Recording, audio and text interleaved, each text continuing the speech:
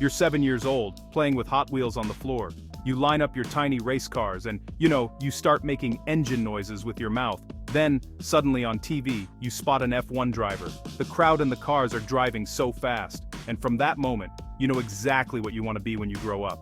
An F1 driver. Years later somehow, against impossible odds, you actually make it. You become one of the 20 drivers on Earth lucky enough to compete in Formula One. You made it. You achieved your dream. Then reality hits.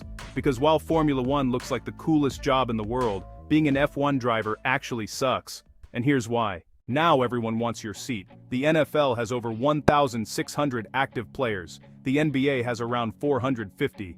Formula One, 20. That's it. Fun fact, there are more astronauts than Formula One drivers. The moment you get your seat, thousands of young drivers around the world begin trying to take it from you. And unlike most sports, your boss doesn't care how famous you are. If another driver is faster, you're gone. One bad season can destroy a career. One bad race can start rumors. One bad qualifying session can put your future in doubt. Imagine showing up to work every Monday knowing your replacement is already waiting outside the door. That's Formula One. And things get even worse. Your body gets destroyed. People see drivers sitting down and think, how hard can it be? Well, it's actually very hard. During corners, drivers experience forces up to 5G. That means your head suddenly feels 5 times heavier than normal. Your helmet alone weighs several pounds. Now, just imagine holding that weight up while your neck is being violently pulled side to side for 2 hours. At some tracks, drivers lose several pounds of body weight in sweat during a single race. Inside the cockpit, temperatures can exceed 120 degrees Fahrenheit. You're basically trapped in a carbon fiber oven.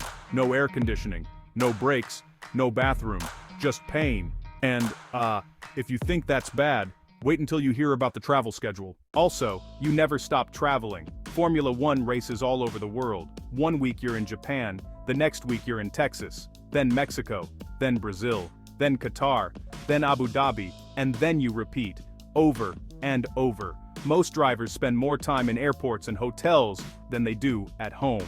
Imagine constantly fighting jet lag while trying to operate one of the fastest machines ever built. You miss birthdays, family events, holidays, weddings, normal life. The world sees luxury. The driver sees another hotel room, and honestly, the next problem might be the worst one yet.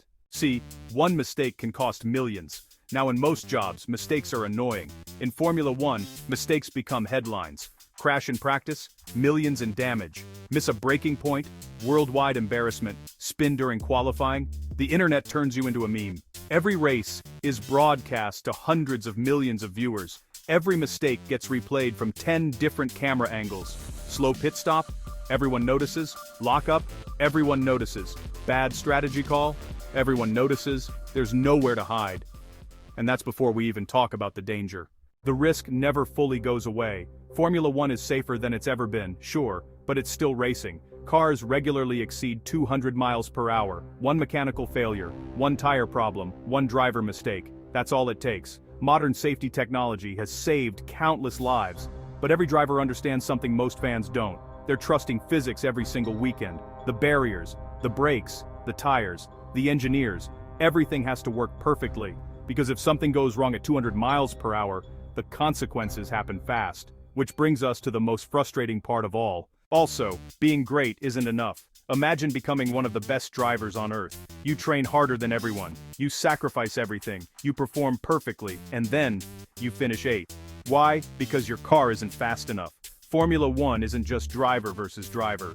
It's driver plus machine. A world-class driver in a bad car can lose to an average driver in a great car.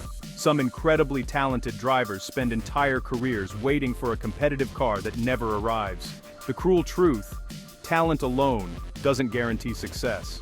And that's something every driver eventually learns. So, let's recap. Everyone wants your seat. Your body gets punished. You live in airports. Every mistake becomes public. The danger never completely disappears. And sometimes being one of the best drivers in the world still isn't enough. So yes, being an F1 driver sucks. But here's the strange part.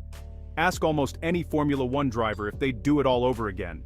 The pressure, sacrifices, and risks, and nearly all of them would say yes, because for a few seconds every lap, when you're flying through a corner at 200 miles per hour, Doing something only a handful of humans on Earth can do, the dream becomes real again, and maybe that's why they keep coming back, because being an F1 driver sucks, but it's also one of the greatest jobs in the world.